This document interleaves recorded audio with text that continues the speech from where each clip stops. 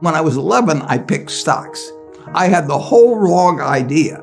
I was interested in watching stocks, and I thought stocks were things that went up and down, and I charted them. I read books on technical analysis. I read Edwards and McGee. I think that was the classic then, hundreds and hundreds of pages. And I read that whole thing over and over again. I read everything. And I thought the first 8 years, I thought the important thing was to predict what a stock would do and predict the stock market. And then I read Ben Graham, when I was 19 or 20. And I realized that I was doing it exactly the wrong way, but it didn't hurt that I had that background and everything. And I rejiggered my mind, and when I read the book, The Intelligent Investor, from that point, I never bought another stock. I bought businesses that happened to be publicly traded, but I became an owner of a business, and I did not care whether a stock went up or down the next day or the next week or the next month or the next year, and I didn't have any idea what it would do. I didn't know what the stock market would do, but I knew businesses. I'm a bright guy who's terribly interested in what he does. I've spent a lifetime doing it, and I've surrounded myself with people that bring out the best in me, and you don't need to be a genius in what I do. That's the good thing about it. If I went into physics and a whole lot of other subjects, I'd be an also-ran. But I am in a game that you probably need 120 points of IQ, But 170 doesn't do any better than 120. It may do worse, probably do worse, but you don't really need brains. What do you need? You need the right orientation. 90% of the people, I'm pulling a figure out of the air, but 90% of the people that buy stocks don't think of them the right way. They think about something that they hope goes up next week. And they think about the market as something they hope goes up. And if it's down, they feel worse. I feel better. And you think about? I think about what the company's going to be worth 10 or 20 years from now. And I hope it goes down when I buy it, because I'll buy more. I try to keep my competitive spirit in a game where I can win. I do know this. When I want to do something, I always want to do it big. I put my whole net worth in City Service Preferred, $114.75. Right. And I've never, since that day, and March 11th, 1942, I have never had less than 80% of my money in American business. You can call them stocks. Or equities. But I see them as American business. I've owned a piece of American business, at least 80% at all times. I don't want to own anything else. I want to own a home and things my family wants and all that. But owning 5 homes doesn't mean anything to me, because I can be happy in one home, and there's a certain amount of things that go wrong with everything. And if I got 2 homes, I know I've got more problems and I don't have more happiness. What brings you the happiness? What makes me happiest is what I'm doing. I enjoy 2 things about it. One, I know I'll win over time. That doesn't mean I'll beat everybody else or anything like that. But I'm in a game that's very, very, very easy if you have the right lessons in your mind about what you're buying. I'm not buying stocks. I'm buying pieces of overwhelmingly American business. And I'm happy when I'm doing it. I'm happier when stocks are going down, because I can buy more of them with the same amount of money. I'd be happy if I was a farmer. I'd want farmland to go down so I could buy more acreage. It just makes sense. I'll tell you the second thing I really like. I like being trusted by people. I would rather do what I do with partners than do it sitting in a room myself, even though I might make more money that way. Let's pretend there is no stock market.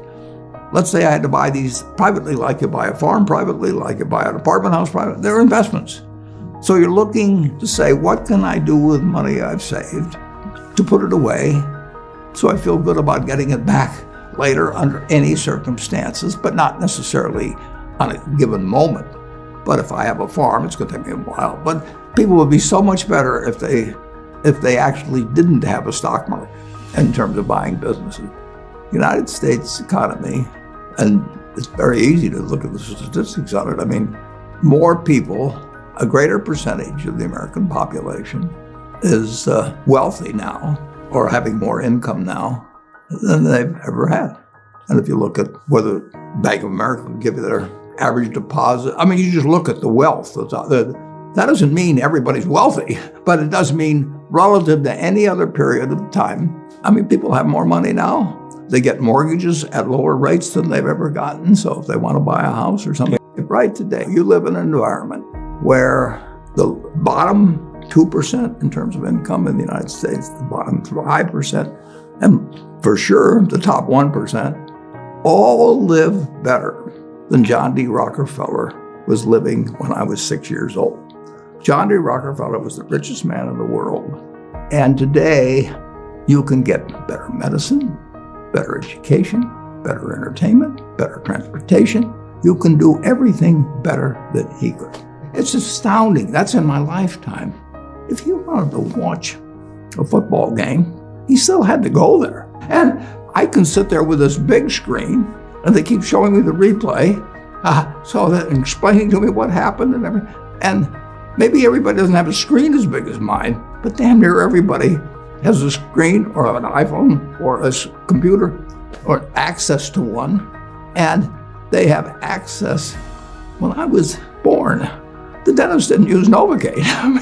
So there has been progress, obviously. Oh, And nowhere more than in the United States. there's no country that's done what our country's done. If you go back 3 of my lifetimes, you're looking at less than 1% of the world's population, closer to half of 1%, are sitting in this land. They don't work harder than people in all the rest of the world. I mean, in terms of hours of unpleasant labor, everybody's got hours of unpleasant labor in those days practically. They don't come laden with gold and, they are half of 1%. And they work the same hours, they got the same IQs.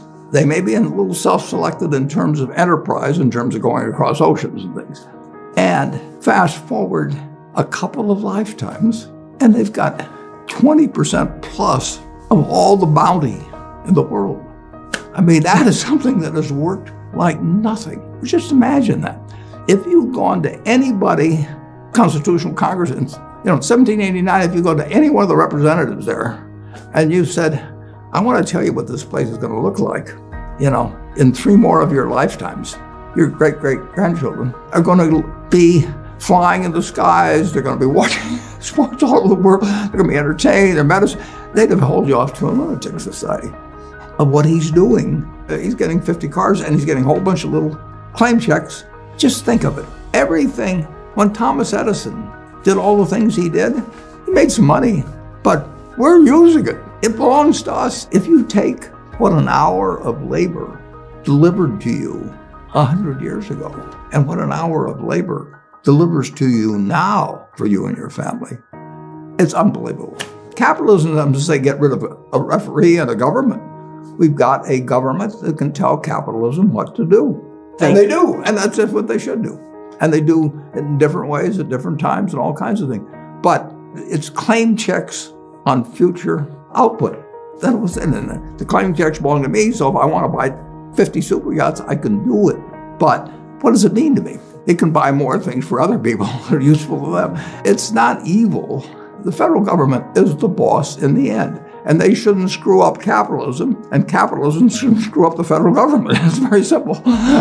It's evolving, always.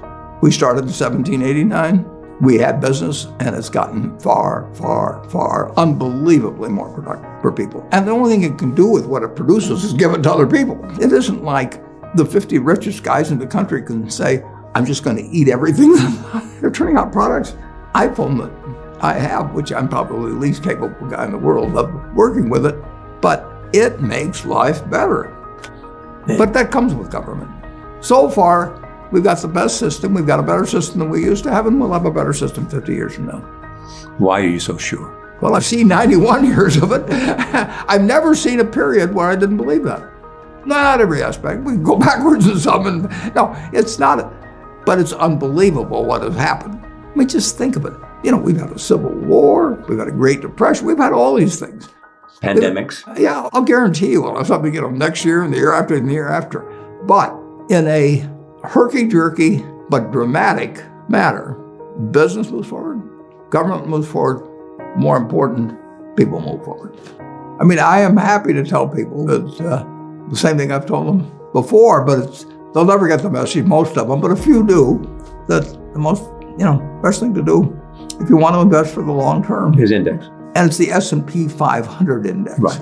And what's happened, of course, is that organizations like to grow. So they set up indexes on different industries, different countries. And as soon as you do that, you're violating basically what Jack Bogle said. He says you don't know enough to pick the right businesses, which means you don't know enough to pick the right countries, you know enough